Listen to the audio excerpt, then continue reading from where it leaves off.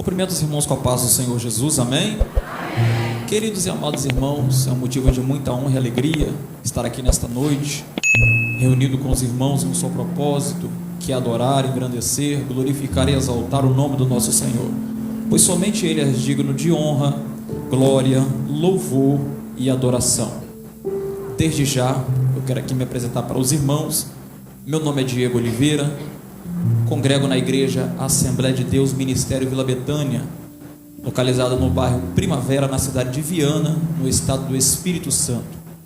Igreja essa que é presidida pelo pastor Moisés Andrade e pastoreada pelo pastor Joás Martins, e eu estou aqui hoje debaixo da bênção dos meus pastores. Quero aqui louvar a Deus pela vida do pastor Leonardo, que nos fez esse convite. Deus seja louvado pela tua vida, pastor. É um prazer estar aqui conhecendo essa igreja linda e maravilhosa. Fui recebido com tanto carinho hoje pelo pastor Leonardo, irmãos. Foi uma conversa tão edificante. E eu estava falando com o pastor, às vezes eu vou em algum desses estados do Brasil, a lugar que eu chego, fico contando a hora de ir embora. Mas aqui é um lugar que eu cheguei e estou contando a hora de não ir embora. E foi uma conversa muito edificante com o pastor Leonardo. Ele corre pela mesma causa que eu corro, bate na mesma tecla que eu bato, tem os mesmos pensamentos que eu, e verdadeiramente, assim como ele falou, eu confirmo, já o considero como um amigo, pastor Leonardo. Deus abençoe sua vida, obrigado pelo convite, pela oportunidade e pela confiança, amém? Aos demais irmãos, obreiros desta tribuna, pastores, Deus seja louvado pela vida de cada um de vocês. É um prazer imenso estar junto com vocês, amém? Glória a Deus. Ao grupo de pilares, que Deus abençoe esses jovens abençoados, cheios da presença do Espírito. Aos demais irmãos, membros, visitantes dessa casa, Deus seja louvado pela vida de cada um de vocês, amém? Glórias a Deus. Queridos e amados irmãos, quero aqui justificar a minha esposa. Não pôde estar me acompanhando nesta noite por motivos pessoais, mas eu creio que numa próxima oportunidade ela estará comigo aqui, juntamente com os irmãos reunidos, em um só propósito, que é adorar, engrandecer, glorificar e exaltar o nome de Jesus, amém? Glórias a Deus. Queridos e amados irmãos em Cristo, convido vocês a abrir as vossas Bíblias, livro do Apocalipse, capítulo de número 5, verso de número 5.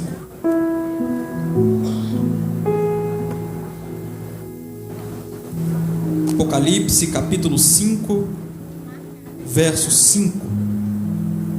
Glórias a Deus. Se eu esqueci de fazer menção de alguém, eu peço que me perdoe no nome de Jesus, amém?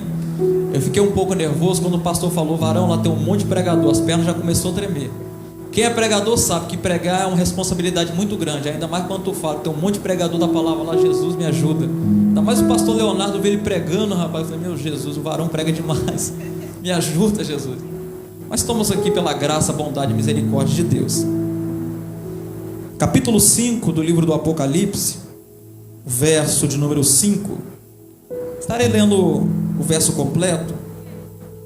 Os irmãos me acompanham no nome de Jesus.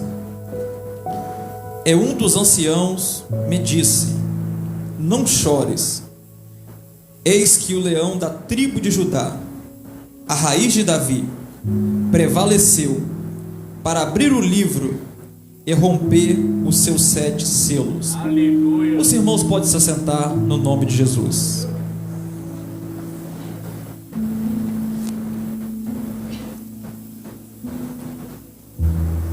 Queridos e amados irmãos em Cristo Jesus, sabemos muito bem que hoje estamos em um culto voltado para os jovens. E todas as vezes que Deus, pela tua bondade e misericórdia, me concede a oportunidade de pregar para os jovens, eu faço questão de falar o que eu vou falar aqui. Certa feita, um dos maiores pregadores do planeta, a saber, o Billy Graham, ele orava pelas bandeiras das nações, e chegando na bandeira da nação brasileira, ele parou, ficou observando aquela bandeira, e quando perguntado por que ele olhava para aquela bandeira, ele disse que desta nação, a saber, a nação brasileira, sairia o último avivamento mundial que se alastraria por todo o planeta. E nós que pregamos a palavra de Deus e pela bondade e misericórdia temos a oportunidade de passear por essa nação anunciando o Evangelho. Vemos que na ótica humana parece ser impossível sair avivamento dessa nação. Eu falava com um pastor hoje acerca de uma mensagem que Deus coloca em meu coração, que nos tempos de Jesus o sistema religioso mandou crucificar Jesus. O sistema religioso mandou matar Estevão. O sistema religioso mandou matar Pedro, mandou matar Tiago, mandou matar o apóstolo Paulo. Naquele tempo o sistema matava quem eles queriam calar. Só que nos tempos em que nós estamos vivendo, é uma geração de tanta corrupção que o sistema não precisa mais matar, é só comprar. O sistema paga por profetas na atualidade, e os profetas se vendem e se corrompem, então não precisam mais matar. Mas quando eu olho para jovens igual vocês, semelhante àquele jovem que está ali chorando no meio, cheio da presença do Espírito Santo de Deus, meu coração se alegra de tanta alegria. E eu vejo que ainda existe esperança para essa nação. E Deus tem levantado uma geração com unção, poder e autoridade, que não está nem aí para portas abertas, para a oportunidade de pregar em igrejas grandes. O que importa é confrontar mesmo, pregar a verdade, anunciar o Evangelho de Cristo e caminhar diretamente para o céu. E vocês são jovens escolhidos, que quando eu estava sentado ali naquela cadeira, Deus falava em meu coração, que daqui Ele está levantando uma geração, que irá impactar não só esse bairro, mas também esta cidade. E quando olhava para este tema, é um tema um tanto escatológico, ou melhor dizendo, é um tema escatológico, porque aqui nós vemos um vislumbre que João teve no capítulo 5, a continuação do capítulo 4 da visão celestial. Todos nós sabemos que João, o apóstolo, que também se intitulou como discípulo amado de Jesus, ele é alguém que no tempo da igreja primitiva, ele deu muito trabalho. Por quê? Porque quanto mais ele pregava, mais a igreja crescia.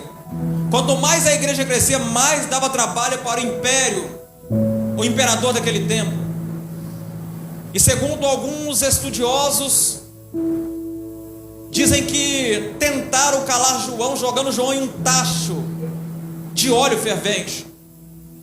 Só que João não sequer queimou um fio de cabelo. Glória a Deus.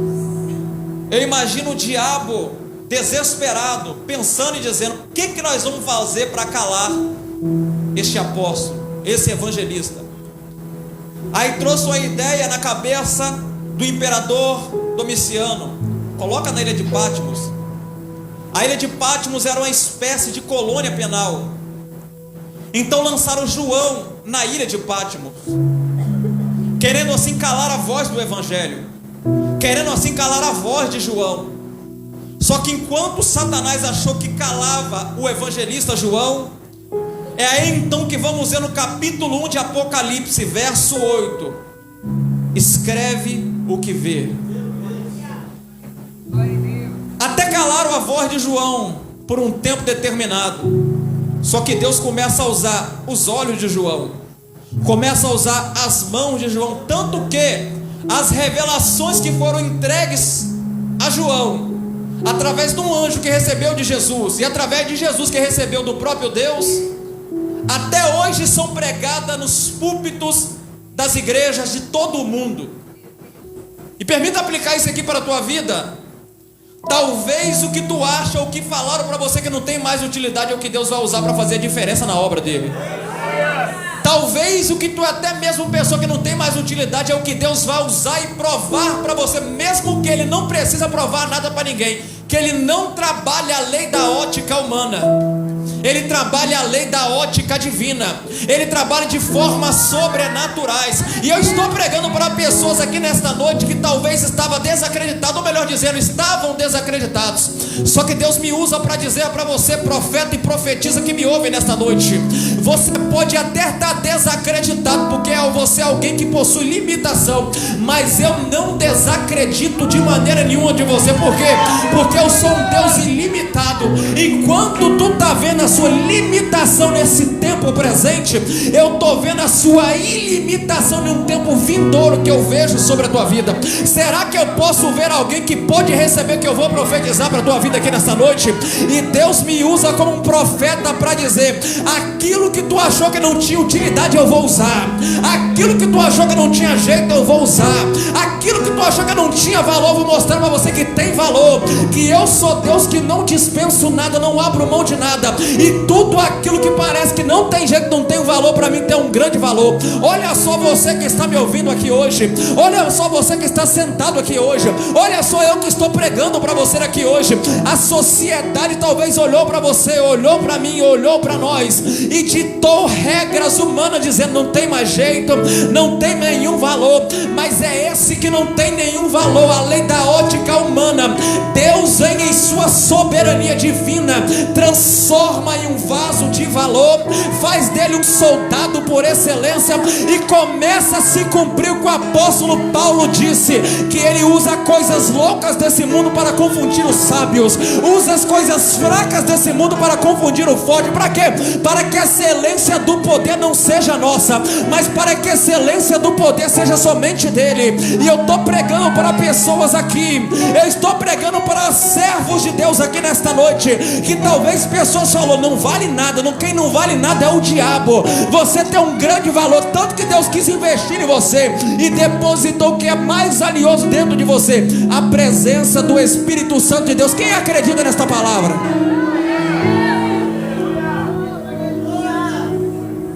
João está exilado na ilha de Patmos, mas enquanto João está exilado, talvez simplificando para os irmãos, em um momento de anonimato, era um momento em que João estava vendo o que ninguém viu, João estava recebendo o que ninguém recebeu.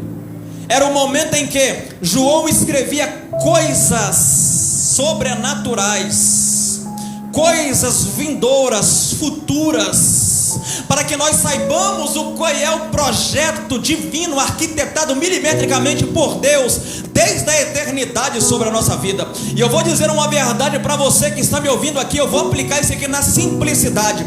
Talvez você que me ouve aqui nesta noite está passando por um período de anonimato, irmão, e eu digo uma verdade para você, eu já passei também por este período. O período de anonimato dói de tal maneira, pastor Leonardo, só que observe uma coisa, isso aqui é para crente lavado e remido. Tu já percebeu uma coisa? Que é no período de anonimato que tu mais se prostra diante da presença de Deus, que é no período de angústia que tu mais se prostra diante da presença de Deus, que é no período de esquecimento que tu mais busca a presença de Deus. E segura que eu vou dizer uma verdade para você, tu já percebeu uma coisa? Que é neste período que tu está recebendo revelações que tu nunca recebeu outrora. Tu já percebeu uma coisa? Que é neste período que Deus está te mostrando coisas que nunca mostrou outrora. Então não questione o momento de anonimato que talvez você está passando, meu filho e minha filha. É neste momento que Deus está forjando o teu caráter, é neste momento que você está crescendo em maturidade, é neste momento que Deus começa a desencadear sobre a tua vida a unção, o poder, a autoridade, e tudo aquilo que Ele prometeu para você queria se realizar, queria se cumprir, terá que se cumprir. Só que antes de se cumprir o que Ele prometeu para mim, para você, nós temos que passar por um período. Por quê? Porque quem não está preparado para receber a promessa de Deus, a promessa não vem na qualidade de bênção, na forma de bênção, porque a promessa de Deus antes do tempo determinado por Deus não vem como bênção, vem como maldição. E se a promessa chegar antes do tempo, pode ter certeza, meu filho e minha filha que me ouve, tu vai se ensoberbecer, tu vai empinar o nariz, tu vai pensar que é alguma coisa, sendo que você não é nada, sendo que eu não sou nada. Nós somos a matéria mais insignificante dessa terra. Nós não somos nem terra, nós somos pó da terra que Deus formou nós na qualidade de vaso que nós estamos hoje. Só que permita-me dizer uma verdade aqui para você: nós estamos aqui mandando glória para Jesus, rendendo louvor e adoração a Ele, já é um motivo muito grande nós darmos um pulo da nossa cadeira e glorificar a Ele e exaltar a Ele, porque nós nem merecíamos estar aqui, pastor Leonardo. Sabe por que nós não merecíamos? Paulo, ele escreve em Romanos 3:23 que todos pecaram e destituídos estão da glória de Deus. Estamos destituídos da glória, mas ainda bem que por intermédio de Cristo Jesus, o leão da tribo de Judá, foi manifesto a graça. E olha nós aqui mandando glória para Ele, olha nós aqui rendendo louvor e adoração para Ele. Será que eu estou pregando para crente que foi alcançado por esta graça que eu prego? Será que eu estou pregando para crente que foi alcançado por essa graça que me alcançou? É por causa desta graça que nós estamos aqui. Eu vou dizer uma verdade para você: a única coisa, pastor Leonardo, que nós merecemos por nosso mérito, isso aqui é mérito meu, seu e de toda a humanidade, sabe o que é? Por mérito nosso, meus amados irmãos em Cristo, nós merecemos queimar no fogo do inferno. Nós merecemos isso. Agora, só de tu estar aí sentado, tu não merecia, mas por causa da graça tu está sentado aí. Só de estar aqui cantando, tu não merecia, mas por causa da graça tu cantou aqui. Só de estar aqui pregando eu não merecia, mas por causa da graça eu estou pregando aqui hoje. E esta graça de Deus que me alcançou e te alcançou e nos transformou em nova criatura é o motivo de nós estarmos aqui hoje rendendo louvor e adoração a Jesus. Queridos irmãos, eu vou falar uma verdade: se não fosse esta graça salvífica, redentora e transformadora sobre a nossa vida, quem seria eu? Quem seria você? Quem seria nós? Só que a graça era tão poderosa, só que a graça me alcançou em você de tal maneira que nós estamos aqui hoje mandando glória para Jesus. Então que nós não temos direito, pastor, de reclamar, nós não temos direito de murmurar, nós não temos direito de questionar, nós temos direito de render louvor, nós temos direito de render adoração, nós temos direito de glorificar, de exaltar a Ele, por causa da tua bondade infinita, misericórdia. Nós estamos aqui mandando glória para Ele. Quem acredita nesta palavra?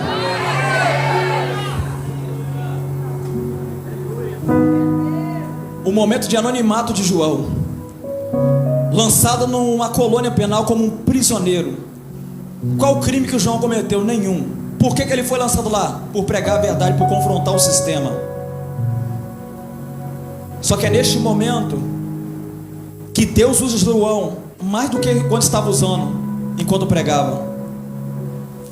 Precisa otorgar sobre a vida de João revelações futuras, revelações extraordinárias. João teve vislumbre fora do normal, e no capítulo 4 inicia a revelação que João diz aqui no texto que eu acabei de ler para os irmãos. A Bíblia diz que João ouviu uma voz semelhante à primeira voz que ele viu no início do livro que leva o nome de Apocalipse, significa revelações. Sobe cá. A voz que fala com João no início é a voz do Cordeiro de Deus que tirou o pecado do mundo. Aleluia! Observe uma coisa: o convite que foi lançado sobre a vida de João, pastor, não foi de um qualquer. O convite que foi lançado sobre a vida de João não foi de um anjo. O convite que foi lançado sobre a vida de João não foi de um arcanjo. O convite que foi lançado sobre a vida de João não foi de um querubim, não foi de um serafim. O convite que foi lançado sobre a vida de João foi do Cordeiro de Deus, foi do leão da tribo de Judá, foi do dono do céu. Sobe aqui, João. E a Bíblia diz que João foi arrebatado em espírito até o céu. E quando ele chega até o céu, ele vai ter um vislumbre do trono do Todo-Poderoso, assentado, entronizado. E na frente do trono um mar de vidro, 4 seres viventes e 24 anciões. João começa a ver aquele vislumbre. Olha só que revelação extraordinária, queridos. Olha o que João estava vendo. Ele não viu enquanto estava lá pregando, mas quando ele foi lançado na ilha de Patmos, começou a ver o que ele nunca havia visto. E a Bíblia diz que é apresentado um livro que possuía 7 selos. E naqueles tempos, queridos e amados irmãos em Cristo, existiam livros feitos de rolos de papiros que continha selos. Cada selo permitia você ver uma certa quantidade de escrita. Tu abria um, tu via um tanto, tu abria outro, tu via um tanto. Só que nem todos tinham toda essa autoridade de abrir todos os selos. Geralmente pelo general, geralmente por alguém que era patente da nação. Mas tinha selos específicos que somente o rei poderia abrir. Só que a Bíblia diz que quando é apresentada esse rolo, esse livro, alguém vai bradar no céu e vai dizer que não existia ninguém, nem no céu, nem na terra, nem debaixo da terra, digno de abrir o selo. Tu lembra do que eu disse de dignidade? Não existia ninguém que tinha autoridade, que era possuidor de tamanha responsabilidade, de tamanha autoridade, que era desatar o selo do livro. E João, por ver aquilo dali, João começa a chorar.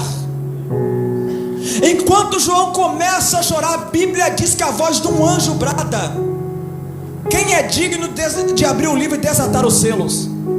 Eu imagino João, queridos que estão me ouvindo, chorando. Não existia ninguém. João sabia do que era o tamanho da responsabilidade que era um livro selado. Só que um ancião vai falar para João: João, não chore. Eis aí o leão de Judá, a raiz de Davi, que venceu para abrir o livro e desatar os seus. Querido, preste atenção nisso daqui.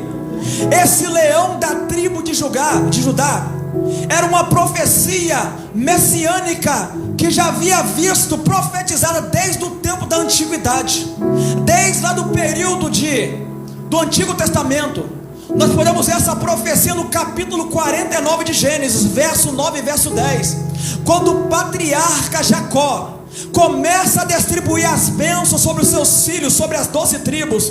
E quando ele chega na tribo de Judá, ele diz que a tribo de Judá era um leãozinho, e o cetro não se apartaria da tribo de Judá. Observe uma coisa, queridos: esse cetro era uma espécie de bastão feito de metal valioso, semelhante a ouro, a prata. O cetro também era um símbolo de autoridade, de um governante, de um rei. E o cetro não se apartaria da geração de Judá. Presta atenção, queridos e amados irmãos, esta profecia começa a dar início quando o rei Davi começa a governar. E sabemos muito bem que o rei Davi foi um dos reis que possuiu maior autoridade naquele tempo. Foi o homem segundo o coração de Deus. E a Bíblia diz que o Messias, ele veio da linhagem de Davi, tanto que a Bíblia é conhecido ele como filho de Davi,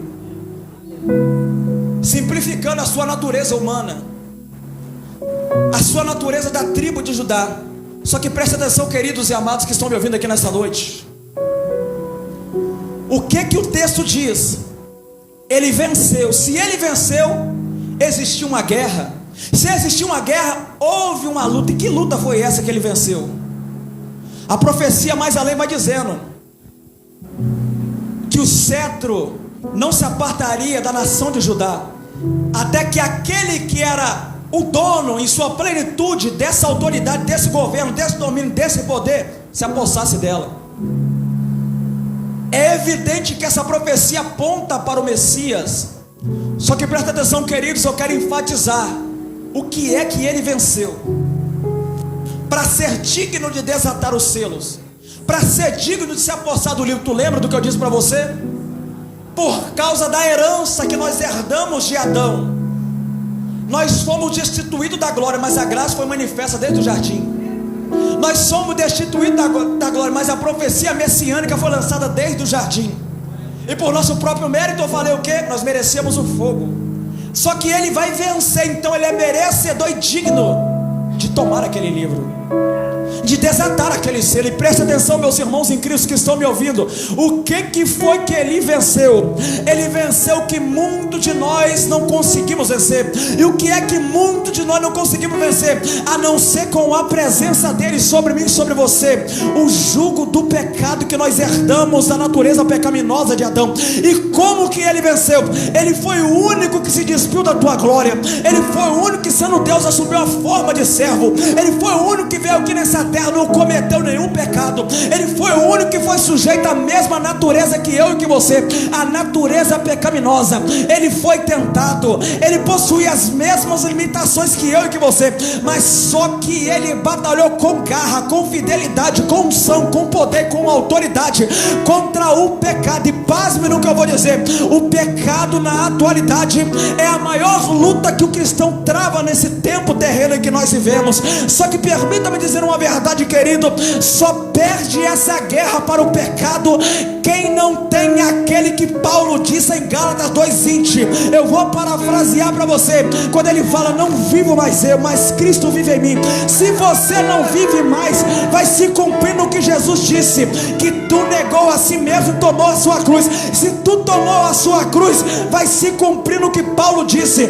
eis que tudo se fez novo, as coisas velhas se passaram. E se as coisas velhas se passaram, não tem como você abrir a boca e esboçar sentimento da velha criatura. Não tem como você esboçar pensamento da velha criatura. Não tem como você ser semelhante à velha criatura. Se tudo se fez novo, tu é lavado, tu é remido pelo sangue de Cristo. Por quê?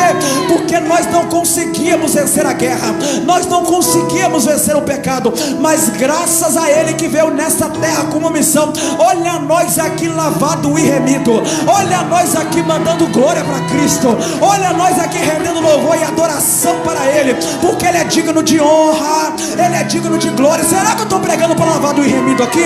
Será que eu estou pregando para nova criatura aqui? Será que eu estou pregando para crente que verdadeiramente está negando a si mesmo e entendeu uma coisa: que evangelho não é oba-oba, que evangelho não é status e fama, que evangelho é arregaçar a manga mesmo, ir para a zona de guerra e de batalha, confrontar o sistema, confrontar Satanás e seus demônios e fazer com que o nome de Jesus seja glorificado. Será que eu estou pregando para crente aqui desta maneira, que possui essas características? Eu creio que eu estou pregando para crente que tem essas características. E se você tem essas características, não se dê por vencido para o pecado. Se o Cordeiro venceu e Ele habita dentro de você, você também vai vencer essa batalha.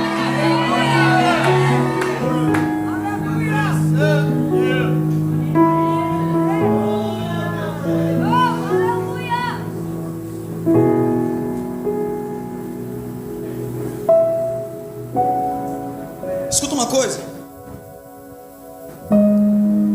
enquanto Ele veio aqui nessa terra, Ele veio para guerrear, e a arma que Ele usou é a mesma que eu e você usa: a palavra. Por que a arma que Ele usou é a palavra? Porque Ele veio comissionado, e quem é comissionado tem uma missão. Eu digo isso daqui sem nenhum medo de errar. Às vezes nós até dizemos: Ele veio enviado para morrer por mim e por você. Ele veio enviado para morrer. A missão de Jesus não foi morrer. O Pai não concede missão para o teu filho morrer. E eu te provo isso na Bíblia, que Ele não veio enviado para morrer. Ele veio enviado para pregar o evangelho do reino. Ele veio enviado usando essa mesma arma que eu e você devemos usar. Ele veio enviado para usar a espada de dois gumes, que é apta para discernir os pensamentos e as intenções do coração. E eu vou te provar na Bíblia que Ele veio enviado para pregar. Certa feita Ele estava em uma região chamada Galileia, e a Bíblia diz que Ele operou sinais, operou maravilhas, curou enfermos. Só que enquanto a multidão comprimia Ele, porque a multidão acompanhava Jesus, e a maioria queria milagre, a maioria queria se apossar dos benefícios que Ele tinha. Só que Jesus não era limitado a uma localidade geográfica. Jesus não veio para fazer um passeio turístico na terra. Jesus veio comissionado para guerrear e para trabalhar. E Ele vai tomar a palavra, pastor, no capítulo 4 de Lucas, verso de número 43, dizendo assim: é preciso que eu vá para outras cidades, para que eu anuncie o evangelho do reino. E é aqui que eu te provo que Ele não veio para morrer, pois para isto é que eu fui enviado. Talvez tu está perguntando: Diego, e como você me explica a cruz? Eu vou dizer para você. Certa feita Ele disse em Lucas capítulo 19 que o Filho do homem veio para buscar e salvar aquele que se havia perdido. Se ele veio buscar, se ele veio salvar, ele tem que retornar ao seu lugar de origem. E onde é o lugar de origem de Jesus? O lugar de origem dele é no céu. Só que também ele vai tomar a palavra em João capítulo 10 verso 18: ninguém tira a minha vida, mas eu mesmo a dou. Tem o poder de dar, mas tem poder de tomá-la também de volta. E preste atenção no que eu vou dizer para você, querido. Então ninguém tirou Jesus, matou Jesus. Por quê? Como que tu vai matar o dono da vida? Mas ele mesmo decide entregar a vida por mim, entregar a vida por você, para que hoje nós estivéssemos aqui glorificando a ele. E permita-me dizer uma verdade: ele veio pregar para os judeus, ele veio pregar para a tua nação, ele veio pregar para o seu descendente. Mas João também escreve no capítulo 1 verso 12 que Jesus ele veio para os seus, mas os seus não receberam Jesus, porque os judeus pensavam que ele viria estabelecer um reino. Só que o reino que ele veio estabelecer em primeira instância é o reino que ele está entronizado no meio, no seu coração, habitando através da pessoa do Espírito Santo. Então os judeus não recebem Jesus. Aí eu imagino Jesus dizendo: já que vocês não me recebem, todo aquele que me recebe terão direito de serem feitos filhos de Deus, o Altíssimo. Queridos e amados irmãos em Cristo, nos tempos da antiguidade existiam servos, mas nos tempos atuais, em uma forma simplificada, eu sou servo, você é servo, mas em sua literalidade eu e você somos filhos de Deus. Tanto que o texto continua: mas todo aquele que me recebe serão chamados filhos de Deus, o Altíssimo. Paulo toma a palavra em Gálatas 4:7: portanto vós já não sois mais servos, mas vós sois filhos de Deus. E se vós é filhos de Deus, você é herdeiro de Deus. Preste atenção, querido que está me ouvindo. Tudo que o diabo tem mais medo é que você se descubra quem tu é. Tudo que o diabo tem mais medo é que você saiba quem tu é, que você é filho de um Deus forte, que você é filho de um Deus poderoso, que você é filho de um Deus Altíssimo. E por você ser filho, tu é herdeiro de Deus. E se tu é herdeiro de Deus, usa esse poder, usa essa autoridade. Se o leão da tribo de Judá venceu como cordeiro, você também que está me ouvindo vai vencer para a glória e honra do santo e poderoso nome dele.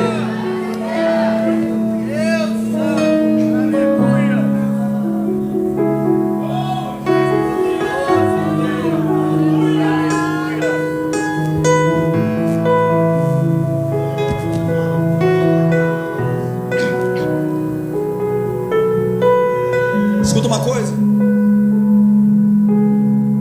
ele veio com essa missão. Só que por ele ser dono da vida, ele faz o que quiser, semelhante a mim, semelhante a você. Nós temos o direito de escolha. Jesus escolheu: vou fazer o sacrifício supremo, vou entregar minha vida por eles, vou pagar a dívida incalculável e impagável que eles têm através da minha vida, meu sangue carmesim, o cordeiro imaculado. E tudo isso ele fez por amor a mim e por amor a você. E nesta guerra, queridos e amados, que ele enfrentou, não foi qualquer guerra. Agora tu imagina uma coisa, queridos, quando vamos estudar a Bíblia, a palavra diz que ele se tornou pecado por mim e por você. Não pecador, pecado por mim e por você. A Bíblia diz também que maldito é aquele que morrer de pendurado numa cruz. Ele se tornou maldição por causa de mim e de você. Só que eu vou entrar no âmbito aqui agora, queridos, profundo, para tu ter ideia da dimensão do amor que esse pai sente por você. Antes de tu ser filho, que dirá agora que tu é filho? A Bíblia diz que quando Jesus decide entregar a tua vida, ele vai ser preso. O sistema prende Jesus, o sistema manda crucificar Jesus. Mas antes de Jesus ser crucificado, no seu atributo divino, que é a presciência, ele já sabia o que ele iria passar. E Jesus ele vai dizer no capítulo 8 de Marcos, verso 36: Abba, Pai, se possível, todas as coisas te são possíveis, afasta de mim este cálice, mas contudo, Pai, não seja feita a minha, não seja feita a tua, não seja feita a minha vontade, mas seja feita a tua vontade. Neste momento, queridos e amados irmãos em Cristo, eu afirmo algo para você. Jesus entra numa dimensão que Ele mesmo percebe, é impossível. O Pai afastar o cálice, por quê? Afastar o cálice simboliza aliviar o peso que Ele ia carregar, o jugo que Ele ia tomar sobre si, o pecado. Só que presta atenção, querido, quando Ele pede o Pai para aliviar, o Pai não alivia. Porque aqui então vemos algo que é impossível para Deus. O que é impossível? Eu já volto para o texto, nós vamos finalizar. Quando Ele pede para aliviar, Ele fala: contudo não seja feita a minha, mas a sua. Ele veio pregar, mas a vontade do Pai era também que Ele salvasse. A vontade do Pai era também que Ele voltasse. Só que Ele decide entregar a tua vida. E por o Pai não livrar Ele, eu te provo na Bíblia o que é impossível para Deus. E eu vou mais além. O que Ele enfrentou por causa do sentimento que Ele sente por mim e por você foi uma consequência terrível. Ato gerado por causa de algo. Qual foi a consequência? Ir para a cruz. Deus enfrenta uma consequência. Agora cá para nós, queridos, permita-me conjecturar com vocês. Qual de nós aqui, tendo poder e autoridade de arrancar o seu filho da morte, não arrancaria? Eu vou mais além. Não sei você, mas eu mesmo teria coragem de dar a minha vida pelo meu filho. Que dirá o Deus do céu, cheio de poder, cheio de autoridade, na qual que com sua palavra se fez tudo o que existe na terra. Agora tu imagina, era só lhe dar uma ordem. Só que eu digo para você, a Bíblia é enfática em dizer que nada é impossível para Deus.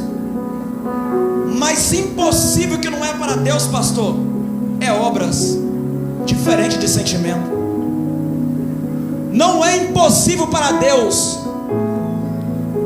fazer nada que for preciso.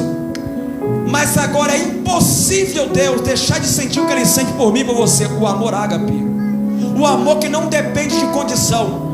O amor que não ama hoje, amanhã odeia. O amor que não gosta hoje, amanhã não gosta mais. O amor incondicional. E eu te provo na Bíblia. O salmista escreve em Salmo de número 136, do verso 1 até o verso 26: pois a misericórdia de Deus é infinita, e o seu amor dura para sempre. Esse durar para sempre diz respeito à infinidade. Só que Jesus, com garra, com poder, com autoridade, Ele enfrentou tudo isso por causa de mim, por causa de você. E por isso que Ele foi digno de abrir o selo e de abrir o livro e desatar os selos. Queridos, agora preste atenção, e eu já vou finalizar minha pregação.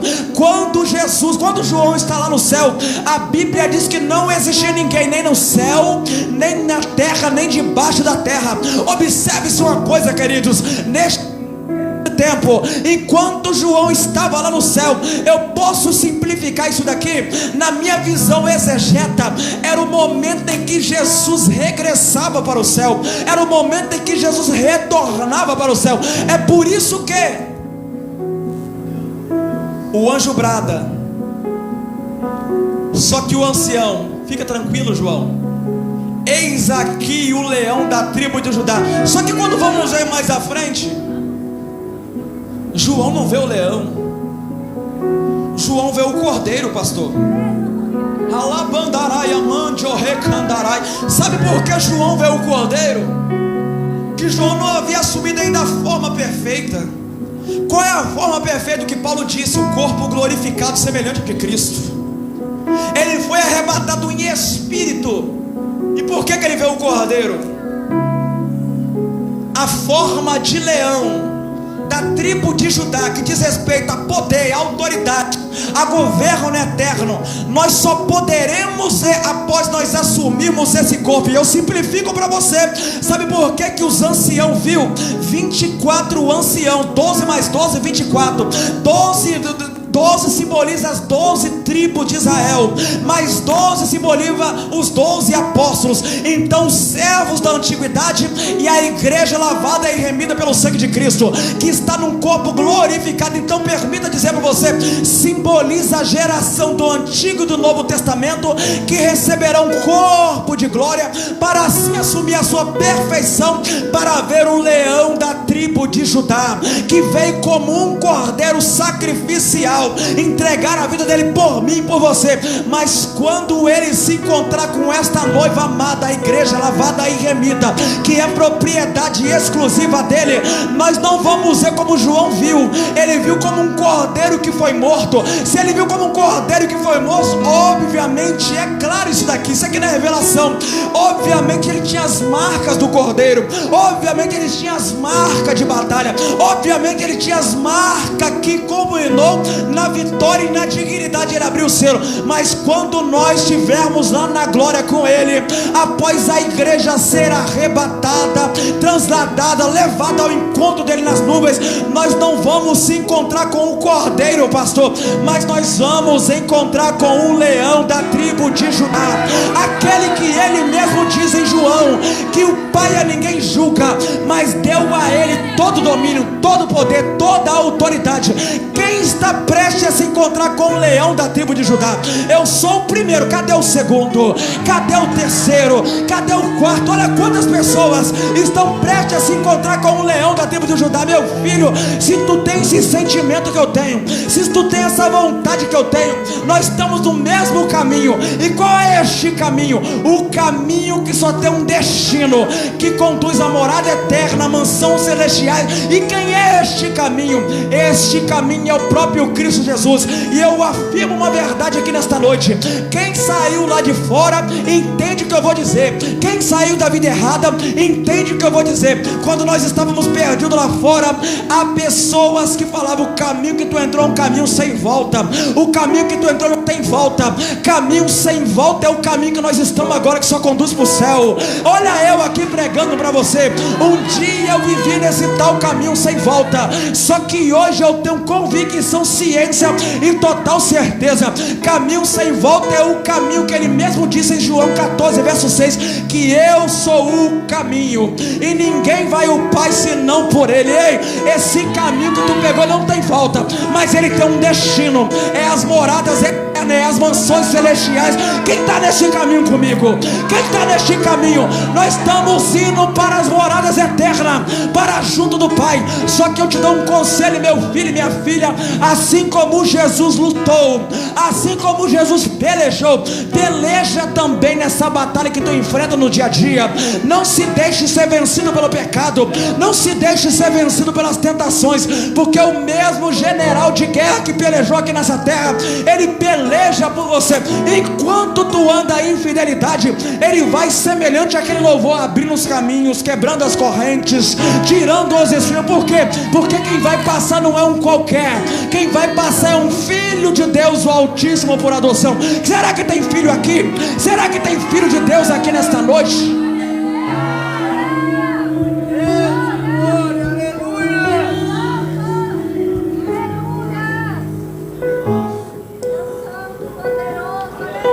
Escuta uma coisa.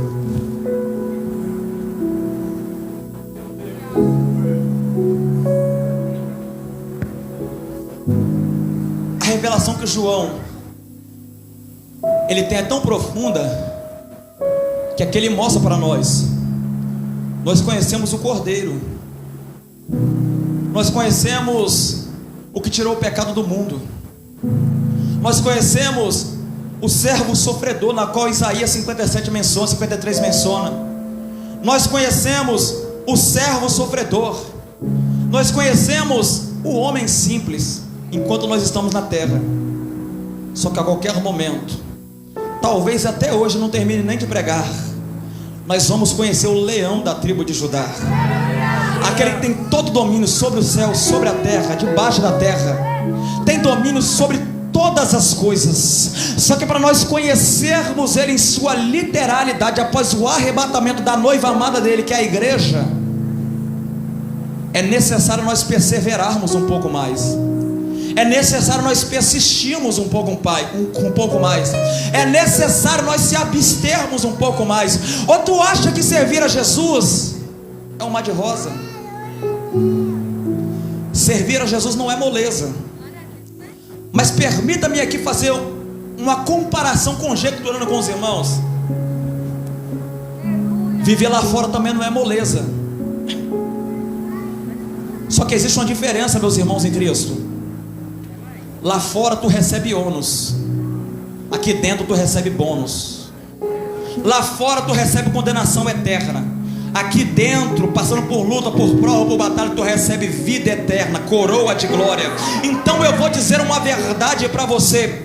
Assim como João teve o vislumbre, assim como ele escreve o leão da tribo de Judá, que está lá no céu, que venceu, que pelejou, que batalhou por mim e por você, nós também podemos ter essa experiência. Mas para nós se encontrarmos com ele glorificado, não como um servo sofredor, não como um cordeiro, mas como o leão que venceu, como um símbolo de autoridade máximo que venceu, nós temos que perseverar. E não tem outro jeito, queridos.